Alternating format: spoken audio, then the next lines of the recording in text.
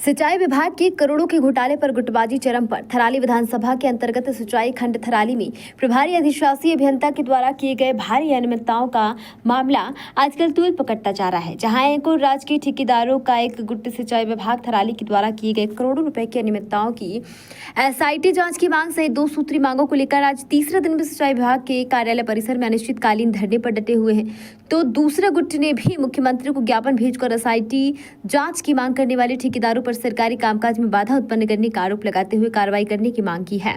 इसमें विधानसभा थराली में ठेकेदारों की गुटबाजी भी चरम पर दिखाई दे रही है। शासन प्रशासन को दिए गए चेतावनी ज्ञापन के अनुसार तय समय पर ठेकेदारों के एक गुट ने सिंचाई खंड थराली में स्थायी अधिशासी अभियंता की नियुक्ति तथा 3 वर्षों से कार्यरत प्रभारी अधिशासी अभियंता के द्वारा किए गए आय व्यय में वित्तीय अनियमितताओं की एसआईटी जांच की मांग को लेकर सिंचाई खंड परिसर थराली में अनिश्चितकालीन कार्मिक धरना प्रदर्शन कर बैठ गए।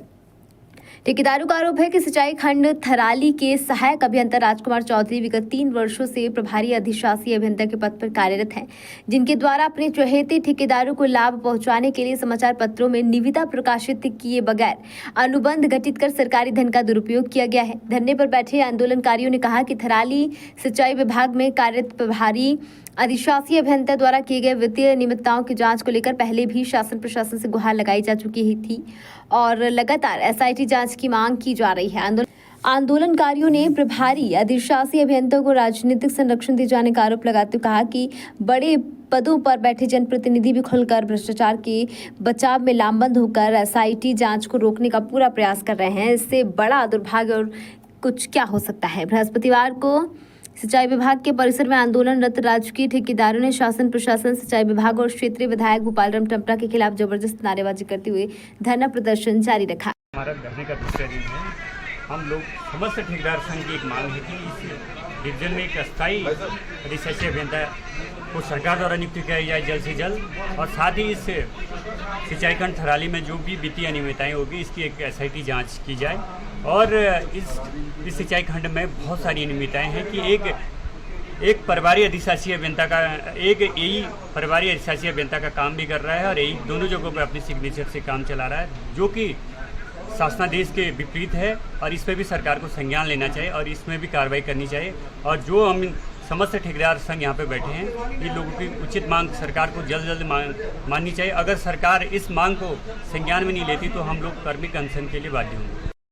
पहले तो आप पत्रकार बंधुओं का तहे दिल से धन्यवाद कि आप लोग यहाँ पर हमारे बीच आए, और मैं मानता हूँ कि आप ही वो माध्यम हैं जो आम जनमानस की पीड़ा को शासन प्रशासन तक पहुँचाते हैं। इसके लिए एक बार फिर तहे दिल से आपका धन्यवाद। आज हम लोग यहाँ पे दूसरे दिन के अवसर पर यहाँ जिला सिंचाई विभाग के प्रांगण में एकत्रित हुए हैं। हमारा यहाँ पर जो मुख्य उद्देश्य है वो है यहाँ स्थायी अधिशासी अभियंता की नियुक्ति, और कहीं ना कहीं जो वित्तीय अनियमितताएं की गई है यहाँ प्रभारी अधिशासी अभियंता द्वारा, उसकी एसआईटी जांच। पर यह बहुत दुर्भाग्य का विषय है।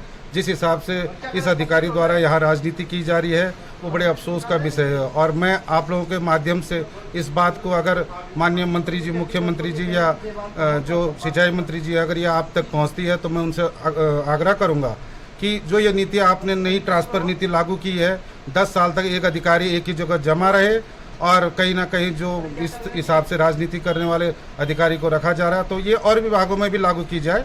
हमारे शिक्षा विभाग में देवाल, थराली, नारायणगढ़ में लगातार कर्मचारियों का जिस हिसाब से पलायन किया जा रहा है, ट्रांसफ़र किया जा रहा है, क्या ये सिंचाई विभाग थराली में ही लागू होगा कि एक अधिकारी यहाँ जमा रहे, डटा रहे? भाई ये जो नेता है, जो ब्लॉक प्रमुख थराली, नारायणगढ़ और देवाल, ये इसको रोकने के लिए एकत्रित हुए, क्या इनको ये पीड़ा नहीं है कि जो और विभागों में कर्मचारी आ रहे जा रहे, ये वहाँ क्यों नहीं लामबंद होते? ये सिंचाई विभाग के एक ये प्रभारी अधिशासी अभियंता को रोकने के लिए ये राजनीति की जा रही है, वो बहुत बड़े दुर्भाग्य का विषय है। और मैं आग्रह करूंगा कि भाई कहीं ना कहीं इसकी जांच हो और ये अधिकारी यहाँ से यहीं रहे, पर हमें अधिशासी अभियंता चाहिए, क्योंकि अति संवेदनशील क्षेत्र है और यहाँ जिस हिसाब से आपदाग्रस्त क्षेत्र है, यहाँ कई जगह भी योजनाएं नहीं बनी है। यहाँ इन्हीं जनप्रतिनिधियों के द्वारा जो योजना दी जा रही है बस वही चढ़ाई जा रही है, जो ये कहीं ना कहीं एक लगता है कि ये सोची समझी साजिश है और इसका पर्दाफाश होना चाहिए।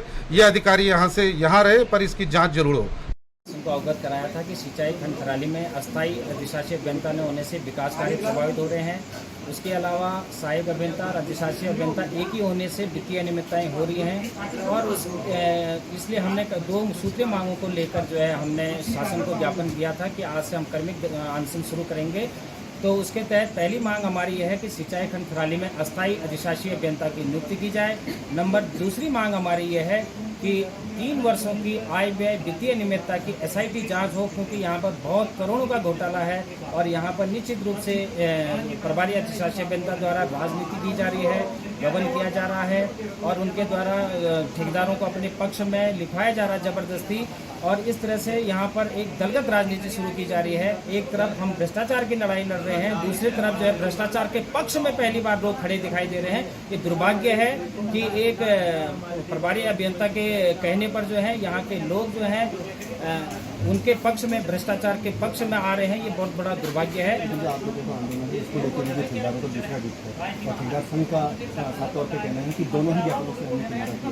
और वहीं दूसरी बात, अगर बाकी खबर भारतवर्ष के लिए चमोली उत्तराखंड से सुरेंद्र नेत्रा की रिपोर्ट। अपने शहर, अपने प्रदेश की ताज़ा खबरों के लिए लाइक करें, शेयर करें, सब्सक्राइब करें और हाँ, बेल आइकन दबाना ना भूलें, क्योंकि खबर हमारी, फैसला जनतंत्र का।